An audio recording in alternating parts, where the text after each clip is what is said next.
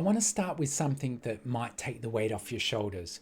If your child is anxious or easily overwhelmed, it's very likely not your fault, and it's not a flaw in them either. It's a simple piece of the picture most parents are never shown, and it's this. The chemicals that help your child feel calm and happy, it's not around their brain. Actually, 90% of it is made in the gut. And once you understand this, everything starts to make sense. For this reason, the keys to helping your child to overcome anxiety, we need to support the gut health and improve the digestion to make more of happy chemicals in there. So if you've been blaming yourself or wondering what you've done wrong, please hear me first. It's not you. It's not likely your child either. There's simply a piece of the picture that nobody has shown you yet. So stay with me for the next few minutes because I'm going to explain what this happy chemical actually is, why most of it is made in the gut, and what that means for anxious or moody children. And then gentle at-home things I've tried, and I tried with my patients, and you can do too. No fear, no pressure, just the big picture. So let's start with the chemical itself. It's called serotonin. You may have heard the name before, and it gets discussed a lot when talking about mood or anxiety and feeling settled. Also, a common assumption is that serotonin is a brain chemical, that it's made up in the head and that's where the whole story happens. But here's the part genuinely surprised me when I first learned it years ago, and it still fascinates me today. Roughly 90% of the body's serotonin is produced not in the brain but in the gut, in the lining of your digestive system. Your child's tummy is the very real sense, the one largest mood-making factory in the entire body. Now, why would the body do that? Why make the happy chemical down in the gut? Well, think about it from nature's point of view.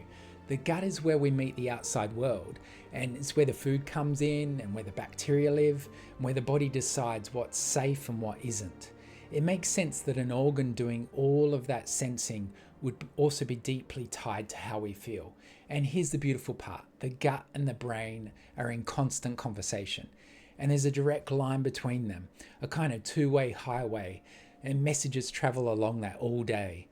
When the gut is calm and balanced, it sends calm signals up to their brain. When the gut is irritated, inflamed, and out of balance, well, you know what happens. The messengers it sends are very different. They're stress signals, alarm signals, and the small little nervous system on the receiving end of those can tip easily into anxiety, into overwhelm, into big emotions that seem to come out of nowhere. So here's where it gets really practical for your child. The bacteria living in your child's gut, the good ones, are not just passengers. They're actively involved in making this serotonin. They help produce it. They help create the very building blocks the body needs for it. So when a child has a healthy, diverse population and all those good bacteria are in there, the gut is well equipped to make what it needs to keep the mood steady. And when the balance tips out the other way, too few of the helpful bacteria, too many of the troublesome ones, a gut that's inflamed or sluggish, then the whole production line's disrupted. The factory slows down, and the calm and settled signals your child's brain is waiting for simply don't arrive in the same way. This is why again and again in my clinic over the last 20 years, I've seen the same patterns.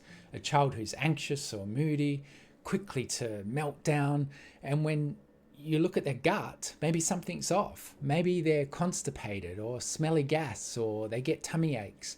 Maybe their eating is narrow, all beige foods and carbs. Maybe it started after a course of antibiotics or a tummy bug.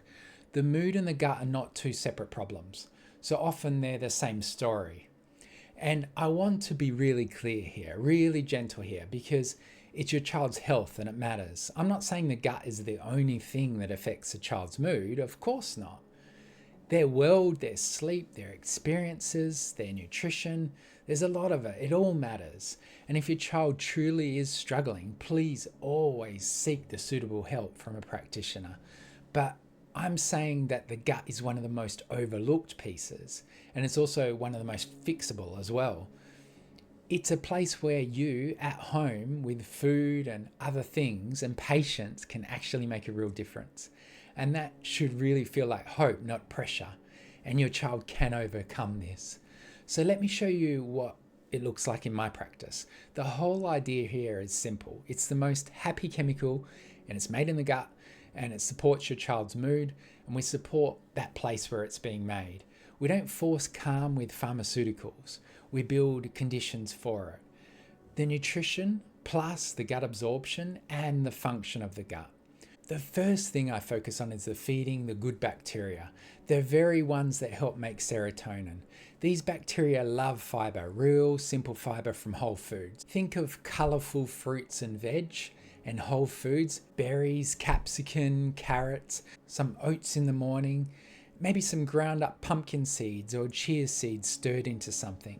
You don't need a perfect rainbow overnight, just consistently giving those new things with colours, and they're giving those microbes the foods that they thrive on so they can grow in numbers and do their job. The second thing I do is add some living foods, gentle kid-friendly ferments, a small amount of kefir, a spoonful of natural yogurt with living cultures, live bacteria. And those things are going to help rebuild the gut directly. I always start tiny, especially with sensitive children. Just a little teaspoon or two, just peppered through the day, and build slowly over weeks. They're not shocking the system with a giant bowl full of sauerkraut. We're nurturing it, just little by little over time, and getting the child used to it. The third thing is to calm the gut down, not just feed it. An inflamed, irritated gut can't make serotonin. And well, no matter how much you put in, it's not going to work. So I lean on warm, soothing, easy to digest foods. Bone broth is a favorite of mine. I've said that before. Gentle, deeply nourishing. It has really key amino acids to help the gut lining heal. Warm cooked meals as well. Just think of how your chicken soup, your mother's chicken soup made you feel. Really great and soothing and nourishing. That comforting warm food. And I quietly pull back on things that feed the troublesome bacteria. Those beige foods that stir up inflammation, the heavy sugars, the ultra-processed breads, the cereals, the snacks. Not with a battle, just by gently bringing them in and bringing new options on the plate. And then there's the piece that all ties it together. The highway between the gut and the brain. It runs both ways. A more stressed child means a more stressed gut, more inflammation, and it just keeps going around in a snowball, which means calm itself is part of the medicine. Unhurried meal times, a peaceful kitchen, less pressure at the table. You're literally helping the gut-brain highway carry out calmer signals. The food and the calm work together. Of course, helping the child with anxiety through the gut is a really important foundation and pillar. There's more to it. Nutrition, great herbs, their individual story, what's going on in their life. I've got more to share with you, and I see you in the next video right here learning more and expanding on that knowledge.